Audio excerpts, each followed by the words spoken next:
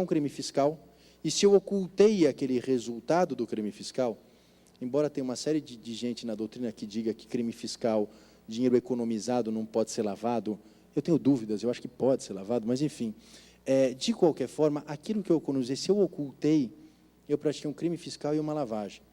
Depois, isso é reconhecido e eu pago o tributo devido, eu extingui a punibilidade do crime fiscal, mas não necessariamente da lavagem posterior. Por quê? Porque o fato, o crime fiscal antecedente continua sendo típico, antijurídico e culpável. Portanto, o fato dele ter a punibilidade extinta não afeta a lavagem de dinheiro posterior. Então, eu posso, apesar de pagar, continuar sendo processado por lavagem de dinheiro.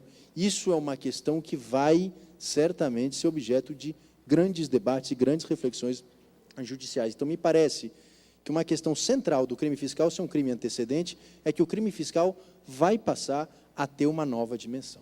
Principalmente, só me permitam fazer aqui essa consideração, e mais uma vez essa terapia coletiva, mas se eu considerar, como o Supremo tende a fazer, a lavagem de dinheiro um crime permanente, ou seja, enquanto o dinheiro está oculto, não começa a correr a prescrição, enquanto o dinheiro está oculto, continua havendo lavagem de dinheiro, a situação que pode acontecer no caso concreto é a seguinte: eu pratiquei um crime fiscal antes da nova lei, peguei esse dinheiro e pus num paraíso fiscal, ou uma offshore, ou numa conta qualquer, e deixei ele oculto lá.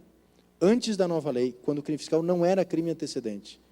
Veio a nova lei, passou a considerar o crime fiscal como antecedente, se eu continuar com esse dinheiro lá, automaticamente isso vira lavagem de dinheiro. Então, perceba que não são só os crimes fiscais praticados a partir da nova lei, os crimes fiscais praticados antes da nova lei. Se lavagem de dinheiro for considerado pelo Supremo um crime permanente, o Supremo ainda não decidiu isso, porque ele vai decidir isso no final daquela ação penal do Maluf, que ele chegou a discutir isso, quase resolveu isso e não resolveu, mas me parece que a tendência é considerar um crime permanente, embora eu discorde disso. Então, nós vamos ter aqui, na questão dos crimes fiscais, um problema muito sério, porque muita gente praticou crime fiscal, ou evasão, a evasão de divisa já era antecedente, mas crime fiscal nos anos 80, nos anos 90 e assim por diante, o crime fiscal pode ter prescrito, mas a ocultação não prescreveu, a lavagem não prescreveu, essa é a questão. Então, nós vamos ter aqui uma nova dimensão em relação à lavagem de dinheiro, e isso é muito importante, isso é muito relevante. Portanto, o crime fiscal, seu antecedente, ele vai trazer novas situações que a gente vai precisar, enfim, refletir a respeito. Segundo lugar, e aqui eu já estou caminhando para o final, não vou gastar muito tempo com isso, mas em segundo lugar, então, a primeira alteração da lei foi a ampliação dos crimes antecedentes. Em segundo lugar, a questão do dolo eventual. Então, antes havia uma certeza ou uma segurança de que eu só poderia ser considerado agente de lavagem de dinheiro se eu conhecia que aquele dinheiro vinha de um crime, e mais, daqueles crimes previstos na lei. Agora, houve uma alteração na lei e admitiu-se o dolo eventual. Portanto, se eu suspeito que aquele dinheiro vem de um crime ou de uma contravenção, eu, de alguma forma, se contribuir com a ocultação ou com a dissimulação, também pratico lavagem de dinheiro. Esse dolo eventual, até esse momento, até essa interpretação, ela não me parece tão complicada. Por quê? Porque eu faço um normativo e digo quais são as situações suspeitas, e, de alguma forma, digo a vocês, olha, diante dessas operações, comunique, você resolveu o seu problema do dolo eventual. O problema é quando o Supremo Tribunal Federal, nessa ação penal 470, ele amplia um pouco mais essa ideia do dolo e equipara ao dolo e ao dolo eventual algo chamado cegueira deliberada. O que é a cegueira deliberada? O que é a teoria da cegueira deliberada e por que isso agora precisa ser encarado em políticas de compliance, em políticas de prevenção à lavagem de dinheiro? Vejam, a ideia da cegueira deliberada se originou nos Estados Unidos no começo do século passado, para resolver o problema da mala de drogas. Então, é o sujeito que está no aeroporto e vem uma senhora, eu estou embarcando para Moscou, e uma senhora fala, olha, eu tenho aqui uma mala, você pode levar essa mala para mim? Eu te dou $10 mil para você levar essa mala. E eu pego a mala, não olho o que tem dentro e levo. Sou parado na alfândega, abrem a mala e tem ali cocaína. E eu digo, bom, mas eu não sabia, eu estou em erro de tipo, eu não tinha dolo de levar isso, eu fui imprudente, talvez, mas eu não tinha dolo, portanto, eu não tinha conhecimento e, portanto, eu não posso ser punido por colaboração no tráfico de drogas. Para evitar esse tipo de impunidade, então, criou-se a teoria da cegueira deliberada, ou seja, se você conscientemente se colocou numa situação de ignorância para não tomar conhecimento ou sequer suspeitar do que há naquela situação, essa situação é equiparada ao dolo eventual e, portanto, você responde como se tivesse a intenção de praticar aquele crime.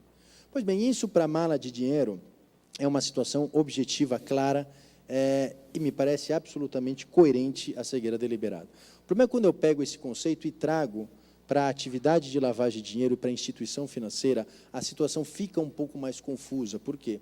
Porque eu posso chegar a entender, por exemplo, que um sujeito que criou um setor de compliance e disse ao setor de compliance, ele, diretor financeiro, que não quer saber de nenhuma operação suspeita, não quer tomar conhecimento, que efetivamente eles resolvam todas as situações, eventualmente eu posso ter aqui uma cegueira deliberada. Então, essa situação nova, essa nova jurisprudência, que ainda, na verdade, ela foi tangenciada por alguns ministros, mas ela efetivamente começou a ser incorporada na jurisprudência, ela vai exigir do sistema de prevenção à lavagem de dinheiro, do sistema de compliance, um mecanismo que permita ao diretor ou à cúpula da instituição financeira, pelo menos tomar conhecimento de algumas situações mais extremas de suspeita de lavagem de dinheiro.